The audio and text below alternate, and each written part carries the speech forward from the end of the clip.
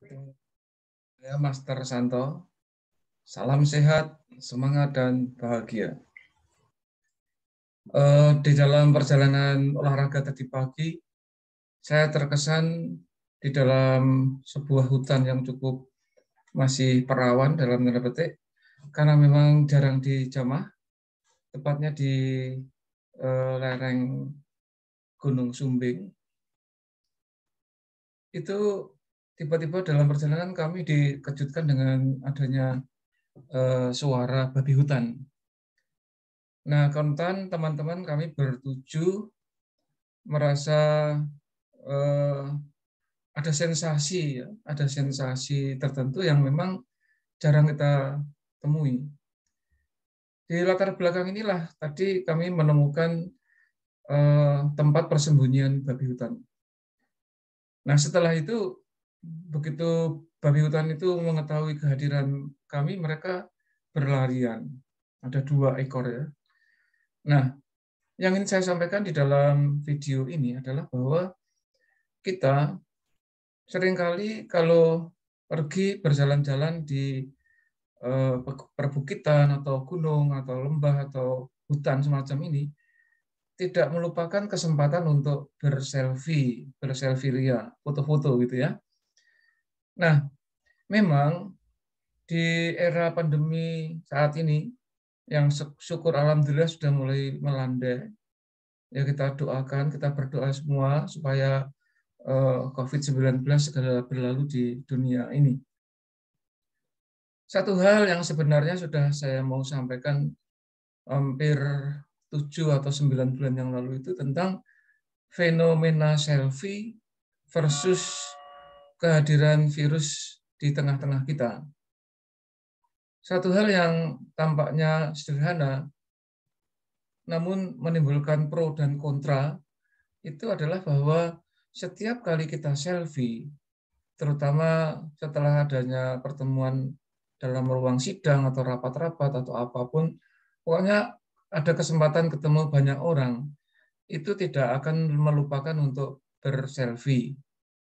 Nah, satu hal yang sebenarnya menggelitik nurani saya itu adalah bahwa setiap kali selfie itu selalu dilakukan dengan 2 hal, gaya dua, ya, 2 macam gaya.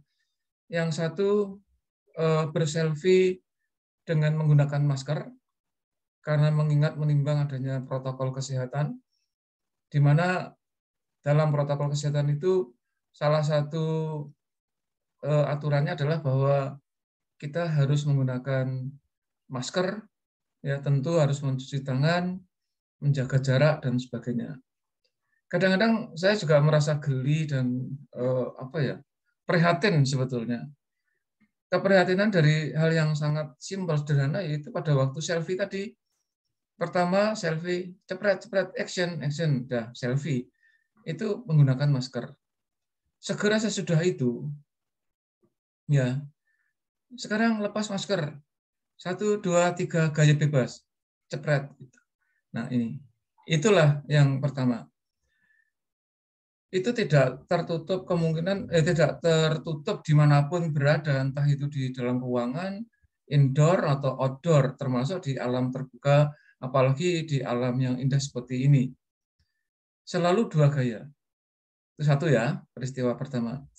Kemudian yang kedua, misalnya ada salah satu rekan yang dekat, ya, karib lah, itu berulang tahun, walaupun aturannya itu kan 20 menit selesai makan, selesai. Nah, sebelum makan, masker harus dipakai. Setelah makan, masker harus dipakai. Jadi pada waktu makan kan tidak mungkin menggunakan masker, kecuali dimakan bersama maskernya ya. Nah, maka pada waktu makan, masker kan otomatis dilepas. Memang karena karib, ya sahabat dekat yang menggunakan masker itu yang makan-makan maksudnya ya, yang makan-makan itu terbatas paling antara 5 sampai 8 orang, tidak lebih dari itu. Karena aturannya memang seperti itu dan waktunya 20 menit. Nah, yang menjadi pertanyaan adalah sebenarnya lucu juga ya, ini lucu. Nah, semacam ini. Si virus itu kita personifikasikan seolah-olah dalam tanda petik sebagai teman kita, sebagai sahabat kita, karena sudah hampir 2 tahun itu kan menyatu sehingga virus itu di bawah sadar, disadari maupun tidak, kita personifikasikan, kita anggap sebagai yang tahu tentang situasi kita. Maksud saya begini, virus itu, si corona itu mau datang menyerang kita, ya, menyerang kita yang sedang selfie. Kemudian karena dia dianggap sebagai sahabat atau teman dekat, karena sudah bertahun-tahun, hampir 2 tahun bersama dengan kita, mereka dengan teman-temannya, dalam tanda petik virus corona itu, nanti dulu aja mereka toh baru selfie, biar aja. Biar selesai selfie, maskernya dilepas, nggak apa-apa, biar aja. Jangan kita serang, karena sedang berselfie. Nah, begitu sudah selfie, masker dipakai. Si virus itu, ya sudah, mari kita serang. Mereka sudah menggunakan masker. Itu satu, lucu banget ya. Demikian juga pada waktu makan-makan. Pada waktu makan-makan, si virus sebetulnya mau datang tuh, nyerang, tapi sedang makan. Kasihan, mereka sedang kelaparan, sedang makan-makan. Jangan kita serang. Nanti saja kalau sudah selesai makan, baru kita serang. Jadi lucunya adalah bahwa kita itu bisa lucu sekaligus, istilah saya, mohon maaf ya, kita tuh sebetulnya membodohi diri sendiri. Membodohi diri sendiri. Seolah-olah, ya itu tadi yang saya sebut, kita tanpa sadar mempersonifikasikan virus. Seolah-olah si virus itu tahu ya, oh kita sedang makan, tidak akan menyerang lah dia. Aman. Itu. Demikian juga pada waktu selfie, indoor maupun outdoor. Virus tahu kita sedang selfie, maka tidak bakal diserang.